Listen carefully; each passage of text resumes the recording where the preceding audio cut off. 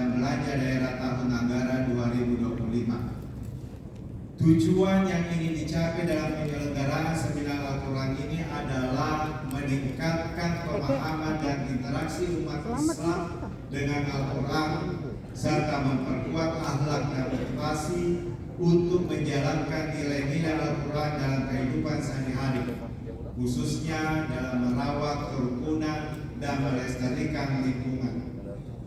Sasaran yang diharapkan adalah meningkatnya pemahaman, cinta dan interaksi dalam Al-Quran dengan Al-Quran serta penguatan keimanan dan ketakwaan umat Islam. Bapak Ibu yang kami hormati, pada kesempatan yang berbahagia ini dapat kami laporkan bahwa seminar ini dihadiri lebih dari 500 orang peserta, terdiri dari para kafilah SDQH provinsi se-Indonesia, para kepala kantor Kemenak Kabupaten Kota, ketua LPTQ Kabupaten Kota, para dewan pengurus MUI provinsi dan kabupaten kota se-Sultra, para dewan pengurus organisasi dan lembaga Islam se-Sultra, para dewan pengurus masjid se-Kota Kendari, para anggota majelis taklim se-Kota Kendari, mahasiswa-mahasiswi dari perguruan tinggi se-Kota Kendari, para santri pondok-pondok pesantren se-Kota Kendari, para siswa pelajar dari Madrasah Aliyah, Madrasah Sanawiyah, dan Madrasah Ibtidaiyah se-Kota Kendari.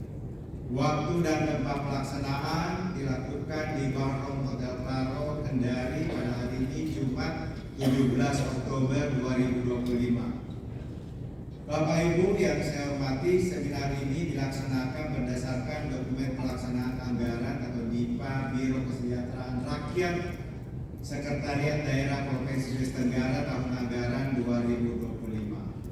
Narasumber, alhamdulillah di tengah-tengah kita hadir dari Kementerian Pendidikan Dasar dan Menengah RI, dari Kementerian Agama, dan pakar Al-Quran. Bapak Ibu yang berbahagia, demikian yang dapat kami laporkan, dan selanjutnya mohon perkenan Bapak Wakil Gubernur Sulawesi Tenggara untuk memberikan sambutan dan arahan sekaligus membuka secara resmi kegiatan seminar Al-Quran dengan tema Syiar Quran dan Hadis Merawat Kerukunan Melestarikan Lingkungan tahun 2025. Saya tutup dengan maktub Indania Gunung Cendrawasih, rupanya sangat mempesona. Cukup sekian dan terima kasih. Semoga kegiatan ini bermanfaat bagi kita semua.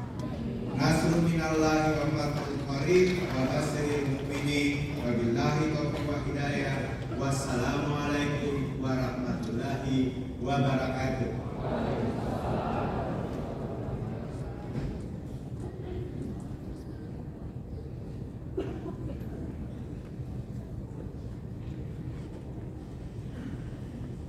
Hadirin undangan yang kami hormati, selanjutnya marilah kita dengar dan simak bersama sambutan sekaligus membuka secara resmi seminar pada pagi hari ini kepada Wakil Gubernur Sulawesi Tenggara Bapak Insinyur Bugua Emli. Disilakan.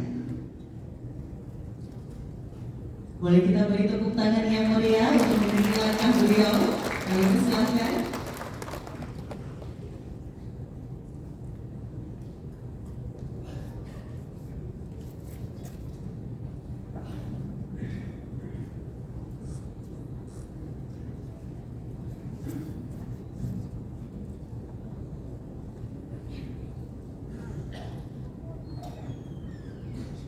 Mengawali sambutan ini, kami sampaikan permohonan maaf Bapak Gubernur karena pada saat yang bersamaan beliau masih menghadiri acara ulang tahun Kota Bogor. Oleh karenanya kami diperintahkan untuk membacakan sambutan beliau. Assalamualaikum warahmatullahi wabarakatuh. Alhamdulillahirabbil alamin wassalatu wassalamu ala sayyidina Muhammadin wa ala alihi wa sahbihi ajmain. Yang terhormat Wakil Menteri Pendidikan Dasar dan Menengah Republik Indonesia bersama rombongan, kita ternyata besok malam dari Jakarta biasa menerima subuh. Saya tidur dulu. Pak Wamen udah keluar baru saya terbangun. Jadi mohon maaf Pak Wamen. Jadi baru kita ketemu di bandara pada saat penerbangan. Yang terhormat Profesor Dr. Kiai Haji Said Agil Husain Al-Munawar, LCMA Guru Besar Universitas Islam Negeri. Yang terhormat Dr. Muhlisin Hanafi MA, terima kasih Pak. Direktur Pusat Studi Al-Quran Kemenak RI. Yang terhormat Forkopimda Sulawesi Tenggara atau yang mewakili. Yang terhormat Sekda Provinsi Sulawesi Tenggara. Yang terhormat pejabat pimpinan tinggi Pratama Pemerintah Provinsi Sulawesi Tenggara. Yang terhormat para peserta seminar yang berasal dari seluruh kafilah di Indonesia maupun dari Sulawesi Tenggara. Pertama-tama, marilah kita panjatkan puji dan syukur kehadirat Allah Subhanahu wa Ta'ala, Tuhan yang Maha Esa. Atas limpahan rahmat dan ridhonya, kita masih diberikan kekuatan dan kesehatan sehingga dapat bersama-sama hadir di tempat ini untuk mengikuti acara seminar Al-Quran dalam rangka STQH tingkat nasional ke-28 tahun 2025. Selawat dan taslim kita sampaikan kepada Nabi besar Muhammad SAW beserta keluarga, para sahabat dan orang-orang yang mencintainya. Semoga kita sekalian mendapatkan syafaatnya di hari kemudian. Bapak Ibu hadirin yang kami hormati, sebagaimana kita ketahui bersama, Al-Quran bukan hanya untuk dibaca dan dihafalkan, melainkan untuk dipahami, dihayati, dan diamalkan dalam kehidupan kita. Oleh karena itu, seminar Al-Quran yang kita selenggarakan hari ini bukan sekedar rangkaian dari STQH nasional, tetapi merupakan ruang perenungan dan penguatan pemahaman terhadap nilai-nilai Al-Quran sebagai pedoman hidup umat Islam. Seminar ini menjadi momentum yang sangat penting, sebuah upaya untuk menghidupkan kembali semangat intelektual Quran yang berlandaskan pada nilai ilmu, iman dan amal. Tema seminar kita kali ini, Syiar Al-Quran dan Hadis Merawat Kerukunan Melestarikan Lingkungan. Tema ini sungguh relevan dengan tantangan zaman yang kita hadapi. Di tengah derasnya arus globalisasi, kemajuan teknologi dan perubahan sosial yang begitu cepat, Al-Quran dan Hadis tetap hadir sebagai kompas moral dan spiritual untuk menuntun manusia yang mengimaninya agar tetap berada di jalan yang lurus dan benar, baik dalam hubungannya dengan Allah Sang Alim, Tuhan Sang Pencipta, maupun dengan sesama manusia dan alam lingkungan sebagai ciptaan. Bapak Ibu hadirin yang kami hormati, sebagai tuan rumah STQH Nasional Provinsi Sulawesi Tenggara, Provinsi Sulawesi Tenggara maksud kami merasa sangat terhormat dan berbahagia karena dapat menjadi bagian dari sejarah perjalanan syiar Al-Quran dan Hadis di negeri ini. Sulawesi Tenggara dengan segala keragaman etnis, bahasa dan budaya merupakan miniatur Indonesia. Keragaman ini hanya dapat dirawat dengan nilai-nilai Qurani seperti toleransi, keadilan, kasih sayang dan kepedulian terhadap sesama. Kami menyadari kegiatan seminar ini merupakan salah satu bentuk tadabbur Qurani, mengajak kita semua untuk tidak terhenti pada bacaan tilawah, tetapi juga mendalami maknanya dan mengaktualisasikannya ke dalam kehidupan sosial, budaya dan lingkungan kita. Oleh karena itu, kami berharap melalui seminar ini dapat melahirkan gagasan-gagasan konstruktif tentang bagaimana membumikan Al-Quran agar dapat terus menjadi sumber inspirasi bagi pembangunan manusia Indonesia yang berakhlak mulia, berilmu dan berdaya saing. Sehubungan dengan hal itu, pada kesempatan seminar Al-Quran ini saya menyampaikan pesan dan harapan sebagai berikut. Pertama, menjadikan Al-Quran sebagai sumber ilmu dan kebijaksanaan. Al-Quran bukan hanya kitab ibadah, melainkan juga kitab peradaban umat manusia.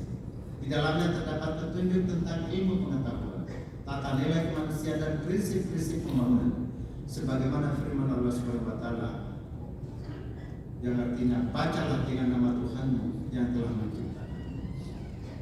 Ayat ini menegaskan bahwa membaca, meneliti dan menalar merupakan perintah ilahi yang menjadi dasar kemajuan peradaban. Kedua, menjadikan Al-Quran sebagai pedoman dalam menjaga kerukunan dan kedamaian. Di tengah-tengah dinamika kehidupan sosial dan politik bangsa, kita harus kembali kepada nilai Al-Quran yang benar, ajarkan ukhuwah Islamiyah, ukhuwah wataniyah, dan ukhuwah insaniyah, atau persaudaraan sesama umat Muslim, persaudaraan sebangsa dan setanah air, serta persaudaraan sebagai sesama umat manusia. Inilah yang menjadi kunci pokoknya negara kesatuan Republik Indonesia. Ketiga, mengaktualisasikan nilai Quran ini dalam pelestarian lingkungan dan kemanusiaan. Al-Quran mengingatkan kita agar tidak berbuat kerusakan di muka bumi. Prinsip rahmatan lil alamin menuntut kita untuk menjaga alam, air, hutan dan udara sebagai sebagai karunia sekaligus amanah dan kebersihan. Inilah esensi seminar Al-Quran ini yang diharapkan dapat menumbuhkan kesadaran bahwa cinta Al-Quran juga berarti cinta terhadap sesama manusia dalam kehidupan bermasyarakat, berbangsa dan bernegara, serta cinta terhadap kelestarian lingkungan dan bumi. Bapak Ibu hadirin yang saya hormati, pemerintah Provinsi Sulawesi Tenggara berkomitmen untuk terus mendukung kegiatan keagamaan seperti STIH, MTQ maupun pengembangan lembaga-lembaga pendidikan Al-Quran.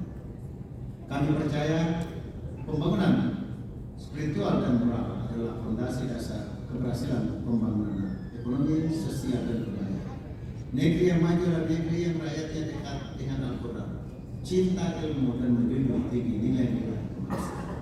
Untuk itu, melalui kesempatan ini juga kami mengajak seluruh elemen masyarakat, para ulama, akademisi dan generasi muda untuk bersinergi membumikan Al-Quran dalam setiap aspek kehidupan, baik di rumah, di sekolah, di kantor, di ruang-ruang publik dan dimanapun kita berada. Bapak Ibu dan hadirin yang saya hormati, akhir kata dengan mengucapkan Bismillahirrahmanirrahim, seminar Al-Quran dalam rangka STIH tingkat nasional ke-8 saya nyatakan secara resmi dibuka.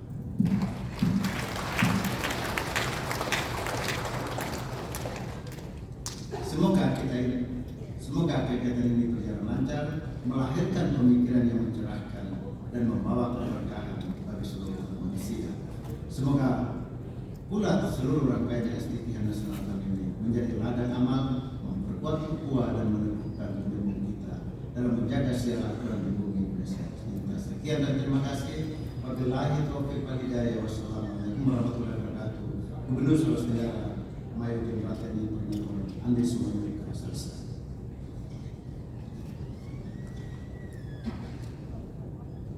Mari kita beri aplaus. Terima kasih atas sambutan dari Wakil Gubernur Sulawesi Tenggara, Bapak Insinyur Hugo M. Lee, sekaligus membuka seminar pada pagi hari ini.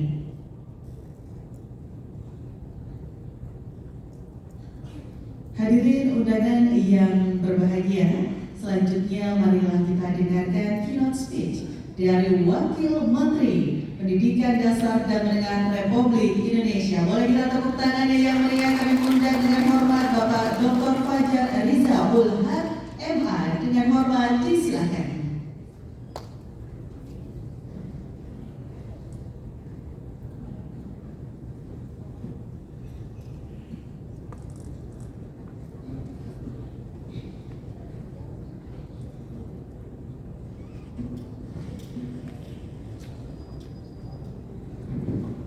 Assalamualaikum warahmatullahi wabarakatuh. Alhamdulillahirabbil alamin. Hamdan katsiran ya Allah, mazidan. Ya Rabbana lakal hamdu kama yanbaghi li jalali wajhikal karim wa li sultani. Sallallahu ala Muhammadin wa ala alihi wa sahbihi ajmain. Yang sama-sama kita hormati Bapak Wakil Gubernur Sulawesi Tenggara, Bapak Insinyur Hugo, dan juga yang saya banggakan yang saya hormati juga kawan guru kita semua, Bapak Profesor Dr. Said Abdul Hussein Abdul Nawar.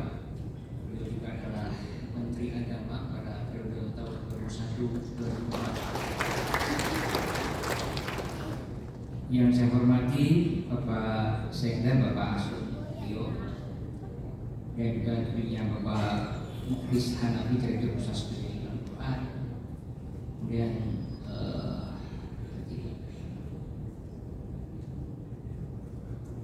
Bapak para peserta seminar, para eksperta pagi hari dari jajaran pemerintah yang hadir dari TNI dan Polri. Kemudian kami juga datang bersama kolega kami dari Kementerian Pendidikan Dasar dan Menengah, ada Pak Muhammad Hasbi, beliau adalah Sekretaris Jenderal Direktorat Pendidikan Vokasi, dan juga dari PT kami di Sulawesi Tenggara. Bapak Ibu yang saya hormati, tentu ini pertama saya ucapkan terima kasih kepada panitia saat saya dihubungi oleh senior saya Pak Ali Pudin dan juga Sekretaris PWM itu mengundang saya hadir di acara ini. Saya menyarankan langsung mengiyakan hadir, tapi setelah saya baca lagi suratnya saya agak kaget. Kan seminar Al-Quran, seminar tentang seleksi tilawah Al-Quran dan hadis. Karena setelah itu saya sudah menyanggupi, saya berangkat. Jadi saya awalnya menyanggupi tapi tidak sadar ini acaranya apa, karena saya pikir biasanya kalau saya hadir ke acara-acara tentang pendidikan. Yang kedua, tentu yang berhak bicara di sini banyak para alim, para ulama, para satid yang lebih lebih alim. Mungkin saya hadir diundang karena posisi saya, bukan karena kealiman saya. Dan tentu kami dari Kementerian Pendidikan mendukung, mengapresiasi acara-acara semacam ini karena ini bagian dari upaya membangun literasi umat terhadap Al-Quran dan hadis. Dan kami di pemerintah, tentu juga di Kementerian Agama, punya komitmen yang sama untuk meningkatkan pemahaman masyarakat terhadap Al-Quran dan hadis, yang itu menjadi salah satu-satunya panduan di dalam kehidupan beragama kita. Bapak Ibu yang saya hormati, tentu saya ini adalah formalitas saja untuk memberikan input karena akan ada para ulama dan masuk itu kita semua, Profesor Said tadi yang mengantarkan sesi ini.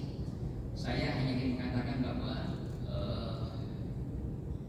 tema seminar kita itu sungguh relevan dan aktual dengan tuntutan kebutuhan manusia hari ini, yaitu dua hal: bagaimana kita menjaga kohesivitas, menjaga integrasi bangsa, menjaga persatuan, dan saat yang sama kita juga harus melestarikan lingkungan. Isu soal harmoni sosial dan pelestarian lingkungan adalah dua isu besar yang tidak hanya menjadi kepedulian kita di Indonesia, tapi juga menjadi komitmen bangsa-bangsa. Beberapa hari yang lalu kita menyaksikan upaya perdamaian yang sudah dicapai di Timur Tengah, khususnya di Gaza, dan kita sebagai umat Islam tentu bersyukur bahwa pada akhirnya terjadi gencatan senjata dan Indonesia dalam hal Bapak Presiden Prabowo menjadi bagian dari upaya proses perdamaian. Tentu mengejawantakan komitmen seluruh warga bangsa kita, bagi umat muslim tetapi seluruh warga bangsa Indonesia untuk mendukung perdamaian dan kemerdekaan bangsa Palestina, dan itu adalah komitmen dari kita semua. Bapak Ibu yang saya hormati, saya ingin menyitir satu hadis yang itu diucapkan oleh Rasulullah, panutan kita semua, ketika beliau bilang di akhir hayatnya, Tarokotin amroini kam tadidu mata masaktum lima, kita bawa sunnata Rasul. Masih lego-lego. Beliau mengatakan bahwa kita tunggu di luar. aku meninggalkan kepada umatku, kepada kalian, dua perkara, dua pusaka. Tarokotin amroini kam tadidu mata masaktum lima, yang disegaya umatku kalian semua tidak akan tersesat kalau berpegang kepada dua keduanya, yaitu kitab Allah wa sunnah Rasulih, yaitu kitab Allah, Al-Quran dan sunnah Rasulnya. Ini diucapkan oleh Rasulullah ratusan tahun yang lalu, dan itu masih aktual dan relevan untuk dijadikan pegangan oleh kita sebagai umatnya. Dan ini menunjukkan kepada kita semua bahwa kedua sumber ajaran Islam ini itu punya daya fleksibilitas, punya daya kontekstualitas dengan tantangan kehidupan zaman.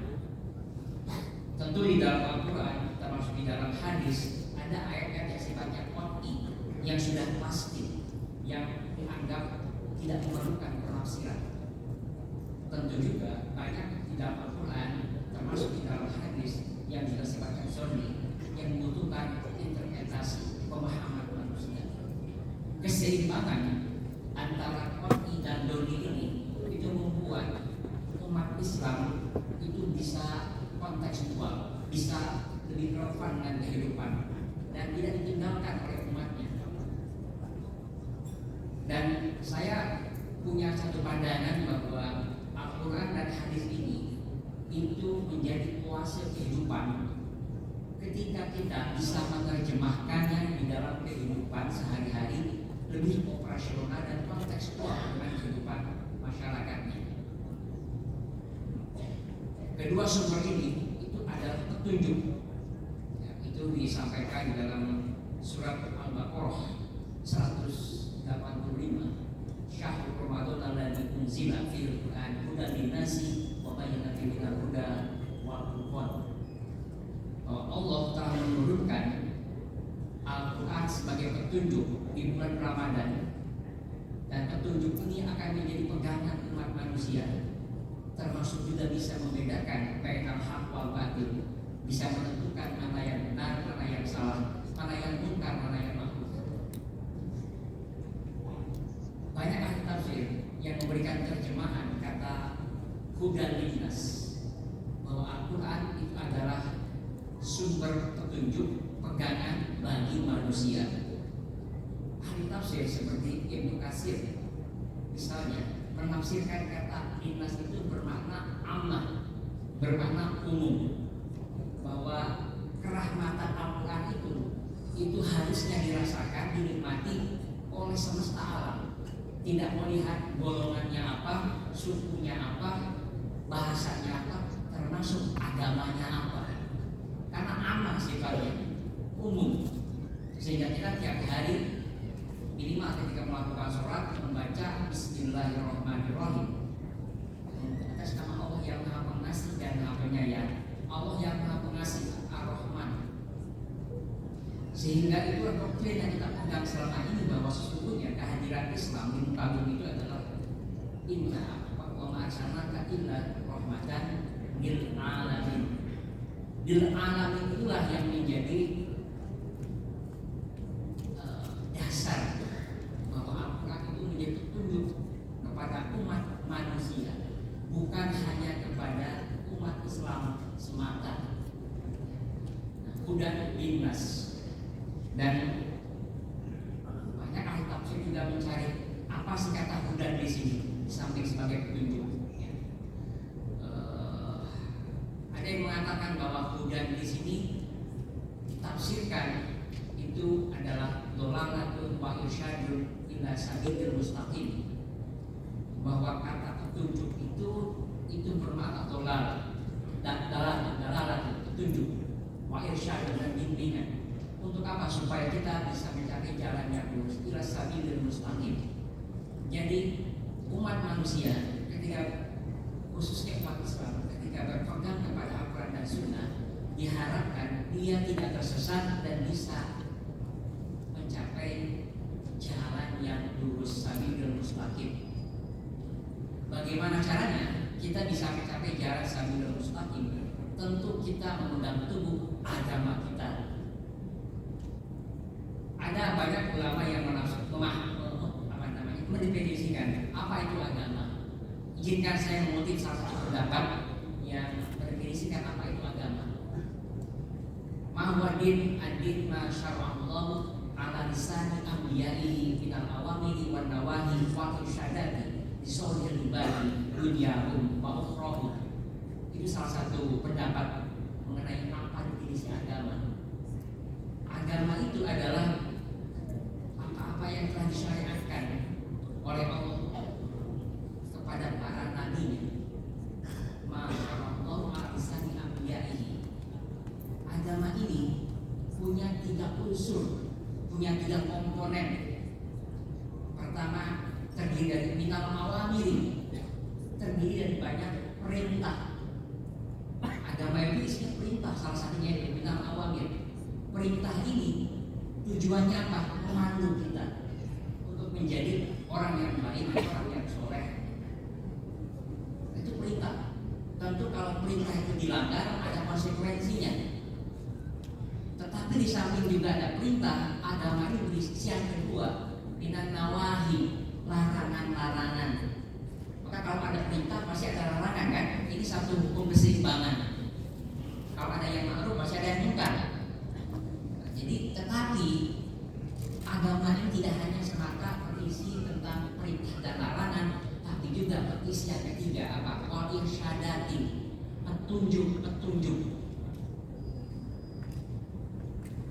Keberadaan unsur yang ketiga, irsyadat ini membuat agama itu lebih kontekstual, membuat agama itu lebih terbuka,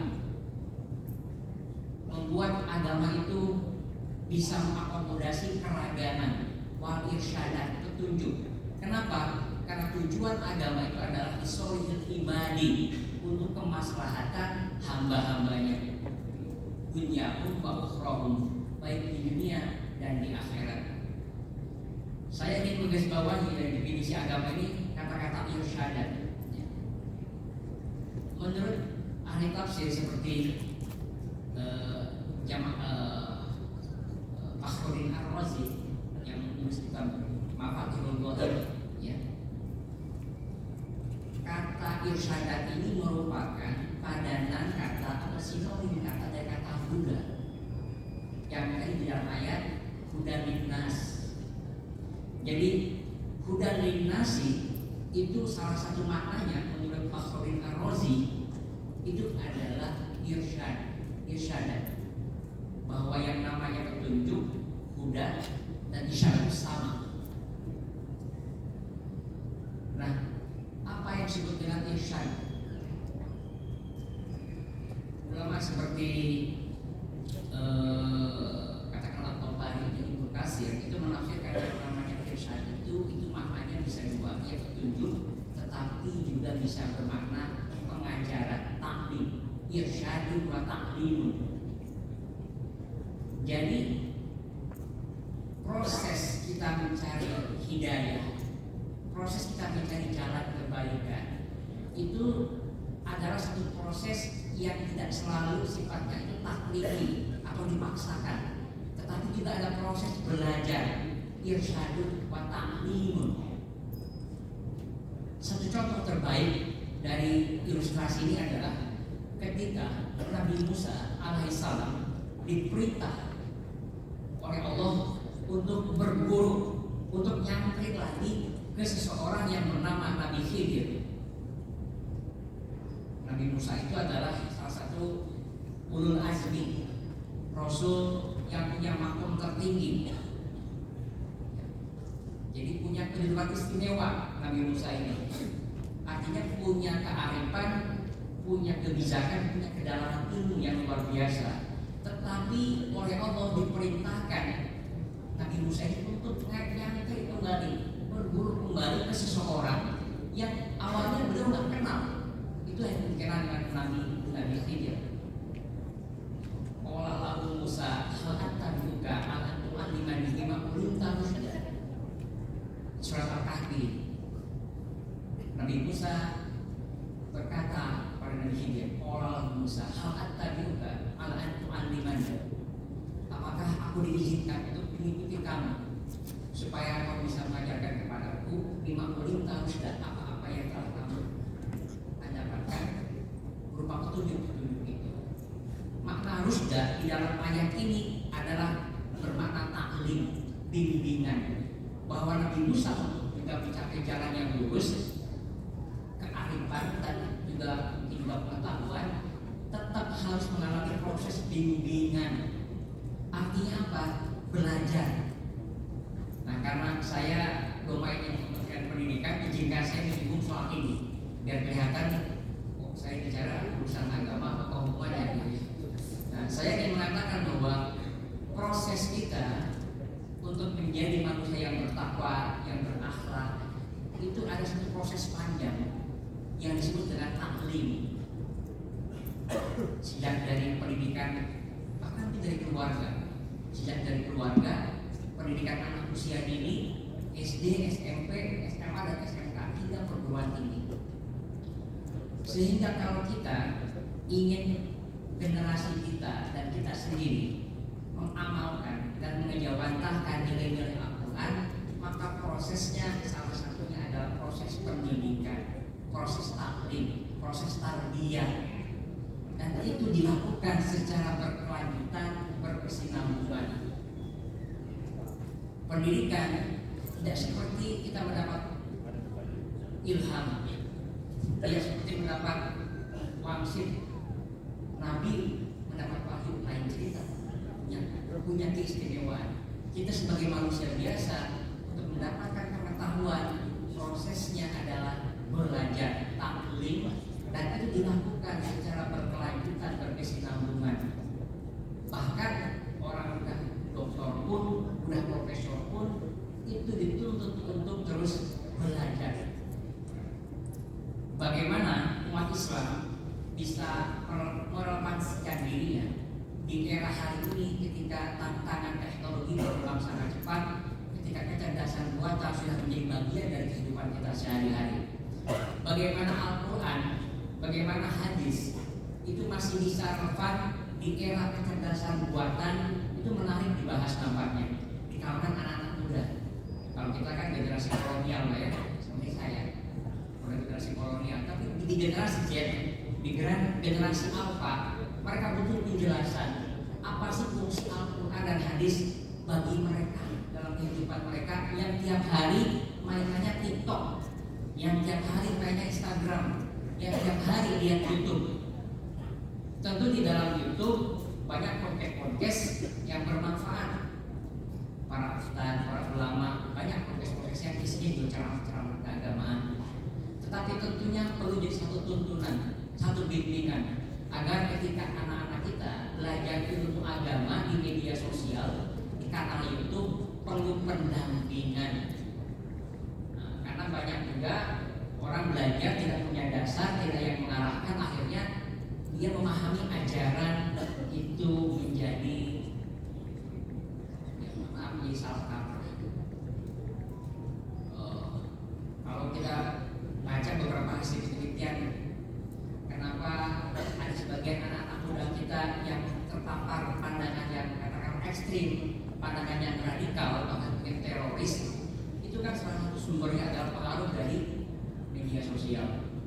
Saya dapat informasi dari teman-teman di BNPT, ada salah satu anak remaja punya kemampuan merakit bom. Itu dia belajar dari teman-temannya di Syria dan Timur Tengah, dan media belajarnya adalah Telegram. Apa anak itu bisa bahasa Arab? Tidak. Dia belajar, dia berkomunikasi dengan jaringan-jaringan di Timur Tengah lewat Telegram, di mana dia tidak menguasai bahasa Arab. Karena kecanggihan teknologi bisa menerjemahkan bahasa Arab ke bahasa Indonesia, dia bisa mengerti. Begitupun ketika dia ngomong bahasa Indonesia, dia terjemahkan dalam bahasa Arab. Jadi banyak perkembangan yang di luar dugaan kita sebagai generasi lama yang sekarang terjadi. Bagaimana perbedaan bahasa itu bukan lagi tembok penghalang. Dengan handphone kita bisa bicara bahasa Indonesia, keluarnya bahasa Perancis, bahasa Arab. Dan anak-anak kita itu diasuh oleh namanya handphone, Pak. Itu nggak, Pak? Anak-anak kita umur di bawah 10 tahun itu dikasih handphone, ya kan? Ada hasil penelitian yang mengatakan bahwa 33% lebih anak kita umur 0 sampai 6 tahun itu sudah megang handphone, sudah biasa lihat konten handphone. Bahkan ada anak umur 0 sampai 3 tahun itu sudah biasa menggunakan handphone. Dan konten-konten handphone ini susah dikontrol kalau orang tuanya abai. Jadi saya ingin mengatakan bagaimana nilai-nilai Al-Quran ini yang begitu mulia, yang sangat humanis, itu bisa diterjemahkan di konteks hari ini ketika anak-anak kita lebih mengenal TikTok dan IG daripada Al-Quran, lebih mengenal yang namanya YouTube daripada Iqra, ya kan? Coba cek tetangga kita, mungkin anak kita Iqra yang mungkin masih Iqra 3, Iqra 6, tetapi pegangannya udah YouTube, Pak, udah Mobile Legend, ya kan? Apalagi permainan game yang asik gitu, Free Fire, ya kan? Apalagi Roblox, macam-macam lah ya. Jadi anak-anak kita hari ini betul-betul dihidupkan dan diasuh oleh teknologi, dan seringkali kita sebagai orang tua itu kurang cermat, abai, sehingga anak-anak kita itu tumbuh dengan nilai-nilai yang berkembang di media sosial, bukan nilai-nilai yang ditransmisikan atau diajarkan oleh ayah ibunya, bukan nilai-nilai yang diajarkan gurunya di sekolah atau di madrasah. Justru sumber-sumber nilai yang dominan mempengaruhi anak-anak hari ini adalah dari media sosial, bukan dari sekolah, apalagi dari orang tua, Pak. Ini hasil riset, Pak. Mudah-mudahan tidak jadi solusi negara. Nah, saya ingin mengatakan bahwa inilah tantangan kita sebagai umat Muhammad di hari ini. Bagaimana kita harus merelevansikan dan mengkontekstualisasikan nilai-nilai di dalam Al-Quran itu sehingga betul-betul bisa menjamah, bisa menyapa generasi muda hari ini. Imam Al-Ghazali itu mengatakan bahwa Islam tidak hanya berisi soal beban atau hukum atau taklifi, tetapi Islam juga berisi soal irsyadat, petunjuk-petunjuk yang sifatnya terbuka untuk dieksplorasi. Dan irsyadat itu adalah bentuk eksperimentasi dari pengetahuan. Maka ilmu pengetahuan yang berkembang, jika itu memang tidak bertentangan dengan wahyu, dengan Al-Quran dan Sunnah, itu bisa jadi pegangan sepanjang memberikan kemaslahatan dan keselamatan. Inti dari agama atau syariatkan keselamatan dan kemaslahatan. Sepanjang ilmu pengetahuan yang dikembangkan oleh umat manusia itu bisa menyelamatkan dan menimbulkan kemaslahatan, itu perlu kita pelajari, perlu kita pungut, Pak, dari manapun itu datangnya. Itu adalah bentuk keterbukaan. Karena kalau kita ingin membangun umat yang rukun sebagai tema hari ini, itu indikatornya harus ada toleransi, harus ada keterbukaan, harus ada kesetaraan, harus ada juga semangat gotong royong. Umat Islam harus membuka diri terhadap perkembangan yang ada di dunia teknologi, di dunia pengetahuan, sehingga kita bisa menggunakan perkembangan ilmu itu untuk menerjemahkan pesan-pesan Al-Quran yang sangat universal, yang membuat umat Islam itu terpojok, tersuruh. Itu bukan karena Al-Qurannya, tapi adalah karena perilaku umatnya. Jangan disalahkan, ini Al-Qurannya tidak lagi relevan. Al-Qurannya sudah usang. Yang usang adalah cara pandang kita, cara menafsirkan kita terhadap Al-Quran dan Sunnah itu. Dan kami di Kementerian Pendidikan punya komitmen untuk menjadikan pendidikan sejak usia ini adalah proses tarbiyah, proses pendidikan untuk membentuk karakter anak yang mulia. Karena salah satu mandat dari Undang-Undang Sistem Pendidikan Nasional nomor 20 tahun 2003 adalah proses pendidikan itu harus menciptakan manusia Indonesia yang beriman dan bertakwa, berakhlak mulia, artinya karakter berakhlak mulia, sehat, cakap, apalagi kreatif, mandiri dan bertanggung jawab. Jadi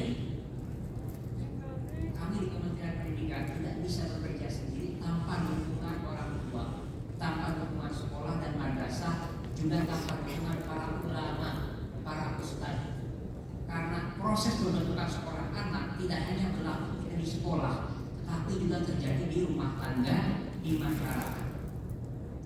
Integrasi ini harus menjadi suatu ekosistem pendidikan yang membuat anak-anak kita tumbuh menjadi anak yang berakhlak mulia. Sebagai seorang muslim atau muslimah, tentu dia harus tumbuh dengan nilai-nilai yang islami. Nilai-nilai yang islami itu tidak eksklusif, tetapi inklusif. Dia memayungi, dia mengakomodasi. Sebagaimana apa tadi, bahwa Islam adalah agama yang rahmatan lil alamin. Ini juga bagian dari pengejawantahan misi besar Nabi Muhammad. Nama Buistu Utamina Makarim al-Akhlak, bahwa sesungguhnya aku diutus ke muka bumi untuk menyempurnakan akhlak manusia, karakter manusia, sehingga manusia itu betul-betul menjadi manusia yang punya sifat kemanusiaan. Pak, memang ada manusia yang punya sifat, yang tidak punya sifat kemanusiaan? Banyak, Pak. Mungkin kita tumbuh menjadi seorang manusia, tetapi apakah kita tumbuh dengan nilai-nilai kemanusiaan, nilai-nilai keilahian? Belum tentu, Pak. Maka proses pendidikan itu adalah menempa anak kita tumbuh menjadi manusia yang seutuhnya. Kita bicaranya kan unsurnya kafah. Kafah itu bukan satu hal yang sifatnya itu adalah statis atau taken for granted, tetapi proses untuk menjadi seorang muslim yang kafah, prosesnya panjang. Mungkin sampai kita diangkat ke liang lahat pun belum tentu kita mencapai predikat kafah itu. Oleh karena itu, ya kita harus terus untuk belajar. Tidak. Kalau ada orang merasa sempurna sebagai seorang muslim, berarti memang dia sudah selesai. Ya. Bahwa dia tidak lagi menerima apa yang ada di luar dirinya. Itu tema saya, bertentangan dengan sunatullah. Ya. Secara sunatullah, ya, manusia itu adalah manusia pembelajar dalam sepanjang sejarah kemanusiaan menurut saya, bahwa kenapa manusia Homo sapiens seperti kita semua hari ini masih bisa eksis survive, dan ketika jenis makhluk yang lain itu punah, karena manusia itu punya kelebihan adalah beradaptasi lebih cepat. Kemampuan manusia beradaptasi lebih cepat, dan itu sebenarnya menjadi alasan kenapa Allah memilih Nabi Adam sebagai khalifah di muka bumi, bukan malaikat dan bukan iblis. Kalau mengukur kesalehan, itu malaikat yang akan dijadikan khalifah di muka bumi, karena malaikat pekerjaannya bertasbih kepada Allah. Kalau yang diukur adalah kehebatan untuk menjadi khalifah, tentu iblis yang menjadi khalifah, karena kita cipta dari api. Tapi kenapa Adam yang terbuat dari tanah yang dipercaya oleh Allah sebagai khalifah? Karena Adam punya keistimewaan. Dia bisa belajar cepat. Dia mau belajar. Iblis karena merasa sudah hebat, dia nggak mau belajar, nggak mau belajar. Malaikat karena merasa sudah soleh dan tidak punya hawa nafsu, merasa tidak perlu apa-apa lagi, tidak punya vitalitas kehidupan. Tapi manusia Nabi Adam itu punya vitalitas kehidupan. Itulah yang rahasia kenapa menurut saya Adam dipercaya oleh Allah sebagai khalifah di muka bumi. Kata, bukankah manusia ini sudah merusak muka bumi dan menumpahkan darah? Ya kan? Iya, manusia seringkali melakukan kesalahan, tetapi kelebihan manusia adalah dia mau introspeksi, dia mau memperbaiki diri. Walaupun sibuk ardi ba'da islahiha. Kalau kamu sedang memperbaiki, hendaklah jangan merusaknya kembali. Jadi salah satu keistimewaan manusia dibanding iblis dan malaikat adalah kemauan kita dan kemampuan kita untuk memperbaiki diri dan mengaku salah, berikutnya kita bisa lebih baik lagi. Oleh karena itu bumi menjadi lebih makmur, Pak. Bumi menjadi lebih hidup, Pak. Ya, karena tugas khalifah adalah memakmurkan bumi dan menegakkan keadilan di muka bumi. Itu hanya bisa dimiliki oleh yang namanya manusia Adam pada waktu itu, dan tidak bisa ditunaikan oleh malaikat dan iblis. Ini adalah menurut saya salah satu kelebihan kenapa pada akhirnya kita menjadi khalifah di muka bumi. Maka kita saksikan manusia ada juga yang suka merusak lingkungan, tetapi juga masih banyak orang yang peduli dengan lingkungan. Apa yang sudah kita ambil dari bumi, seyogianya kita kembalikan ke bumi. Kalau kita menebang satu pohon, maka kita harus menanam 1000 pohon. Itu kan filosofinya begitu. Ya. Filosofinya begitu. Karena ada seorang ahli tafsir mengartikan kata pasar, kata kerusakan. Apa sih kata kerusakan? Yang dimaksud rusak di muka bumi adalah segala bentuk kezaliman dan ketimpangan yang mengancam keberlangsungan hidup manusia. Itulah yang namanya pasar dan kerusakan. Tugas kita sebagai khalifah adalah bagaimana kita menahan diri untuk tidak melakukan pasar, dan kita juga bisa punya kemampuan untuk memulihkan kerusakan itu. Dan dengan tema ini, bagaimana kita merawat kerukunan, melestarikan lingkungan, itu adalah satu panggilan moral dan panggilan profetik, panggilan kenabian kepada kita semua untuk kita introspeksi dan memperbaiki diri kita yang salah, kita perbaiki, alam yang kita rusak kita perbaiki, kita pulihkan. Karena hanya dengan itu kita bisa menjaga kelestarian dan berlangsungkan kehidupan. Terakhir, saya ingin mengutip satu hadis yang diriwayatkan oleh Imam Ahmad kalau tidak salah, dan berbagai macam versi yang kurang lebih intinya begini: jika datang hari kiamat dan di antara kalian masih memegang benih kurma dan punya kesempatan untuk menanamnya, maka hendaklah kau menanam benih kurma itu. Luar biasa kan? Ketika dan kiamat akan tiba, kita masih diperintahkan untuk menanam benih kurma. Artinya apa? Agama ini berpihak pada kehidupan, bukan ada kematian. Meminjam istilah almarhum Buya Syafi'i Ma'arif, teologi yang dianut oleh Islam adalah teologi kehidupan, bukan teologi maut. Kelompok-kelompok teror yang suka bom sana bom sini itu menganut teologi maut. Ya, dia mengatakan bahwa kematian itu lebih baik buat dirinya. Tetapi sesungguhnya Islam itu menganut teologi kehidupan. Kalau kita masih bisa hidup memberikan manfaat, kenapa kita harus melakukan tindakan bunuh diri? Apapun itu alasannya. Jadi saya meyakini teologi yang berpihak kepada kita adalah teologi kehidupan, karena kita adalah agama yang berpihak kepada kehidupan. Contohnya apa?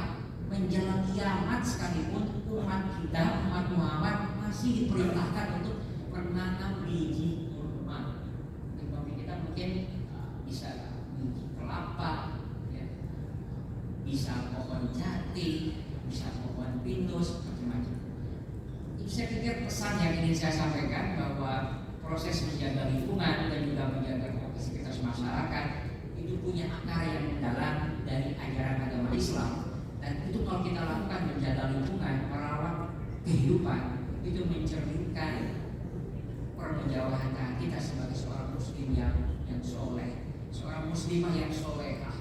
Karena itulah kita bisa menafsirkan menjadi muslim yang baik di Republik seperti Indonesia adalah bagaimana kita menjaga ideologi yang sudah kita sepakati, bagaimana kita bisa menjaga kekayaan alam, menjaga lingkungan dan menjaga harmoni. Alhamdulillah dari hasil survei indeks kerukunan umat beragama, masalah yang dilakukan oleh Kementerian Agama, tingkat kerukunan umat beragama di Indonesia sudah masuk dalam kategori tinggi. 76,4 skornya, dan saya baca juga indeks kerukunan umat beragama di Sulawesi Tenggara itu terus meningkat membaik, Pak Wagub, ya. Bahkan itu sudah sampai dengan rata-rata masuk ke bawah tidak salah. Artinya ini satu modal sosial untuk masyarakat Sulawesi Tenggara untuk bisa maju dan berkembang. Tidak akan ada pembangunan dan kemajuan kalau ada konflik, betul Pak ya? Maka upaya perdamaian, upaya menjaga ketertiban sosial, upaya merekatkan kohesi sosial itu menjadi kata kunci kita bisa berkembang menjadi negara maju. Di Timur Tengah kita bisa lihat bagaimana konflik, di Eropa juga bagaimana perang terjadi. Kasihan warganya, ya kan? Kita ingin warga kita di Indonesia paling tidak itu tetap bisa terjaga keamanannya, damai, toleran, ya, bergotong royongnya terjaga. Tetapi kita juga bisa mencari pembangunan yang lebih baik dan kemajuan ekonomi yang kita dambakan menjadi negara maju dan berkembang. Dengan itulah kita bisa mewujudkan bangsa ini sebagai Baldatun Thayyibatun Warabun Gofur. Jadi Baldatun Thayyibatun Warabun Gofur itu akan terbentuk, akan terwujud kalau kita punya komitmen menjawantahkan nilai-nilai Islam, nilai dari Al-Quran dan Sunnah dalam kehidupan nyata tanpa harus dipertentangkan dengan Pancasila, karena itu menjadi satu napas yang sama, sehingga itu sudah menjadi konsensus berbangsa dan bernegara. Mohon maaf jika ada kata yang tidak pas, maklum namanya santri, ya, yang diajak bicara adalah para guru, para syekh, yang apa pada khilaf dan salah. Langsung minal mu'min wa syirul mu'minin wassalamualaikum warahmatullahi wabarakatuh. Selanjutnya mohon berkenan untuk foto bersama. Izin untuk seluruh peserta dapat berdiri di tempat masing-masing. Berkenan kembali kami undang untuk Wakil Menteri Pendidikan Dasar dan Menengah Republik Indonesia. Untuk juru gambar silakan berada di atas panggung. Mohon untuk tetap terdiam.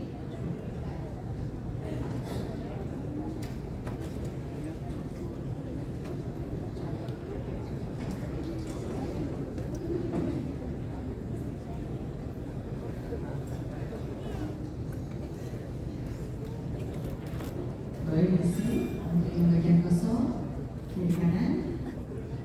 Baik, isi kami pandu. 3, 2, 1. 3, 2, 1. Ada salam Qur'ani? Ini ada. Kalau gitu semangat untuk sukseskan STQH ke-28 tahun 2025. Izin kami pandu. 3, 2, 1. Sekali lagi. 3, 2, 1. Baik, terima kasih. Foto bersama selesai. Berkenan kami persilakan untuk kembali ke tempat untuk istirahat, rehat sejenak. Sembari nanti kita akan masuk ke sesi seminar pada siang hari ini. Akan ada para narasumber hebat kita yang sudah hadir di tengah-tengah kita. Berkenan kami persilakan untuk Wakil Menteri Pendidikan Dasar Menengah Republik Indonesia untuk melanjutkan aktivitas. Boleh kita tepuk tangan yang meriah. Terima kasih berkenan atas bapak hadirnya.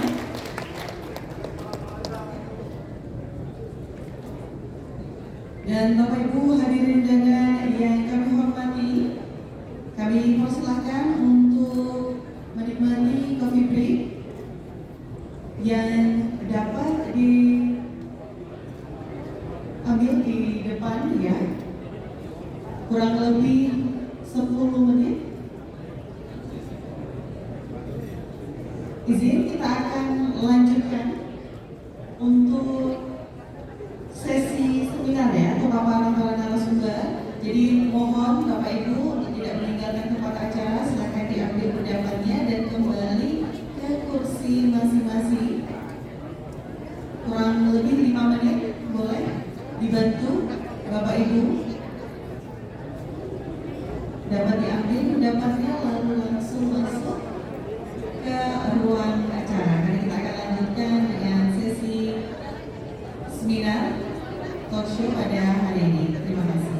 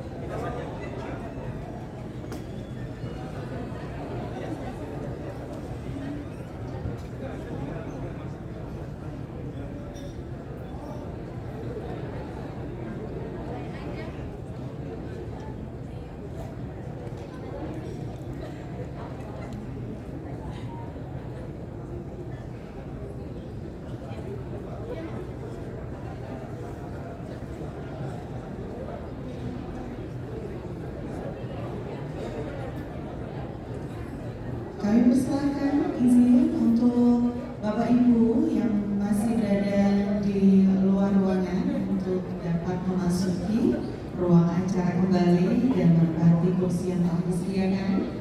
Izin Bapak Ibu, kami persilahkan dapat dibawa kudapannya atau nanti sembari berjalannya bisa bergantian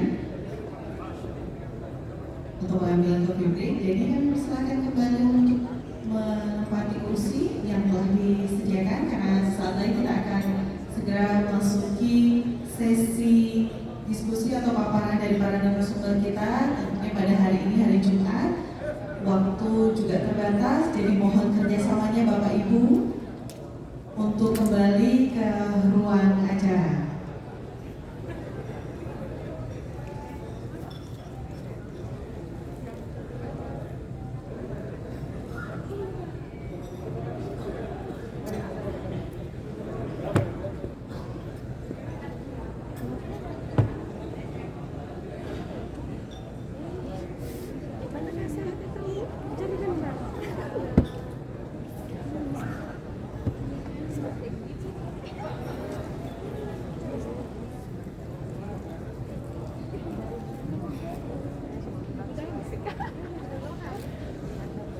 Kami persilakan untuk sesi foto boleh nanti dilanjutkan setelah acara. Kami persilakan izin Bapak Ibu untuk yang masih berdiri di bagian belakang atau berada di luar ruangan dapat segera memasuki ruang acara. Mohon kerjasamanya.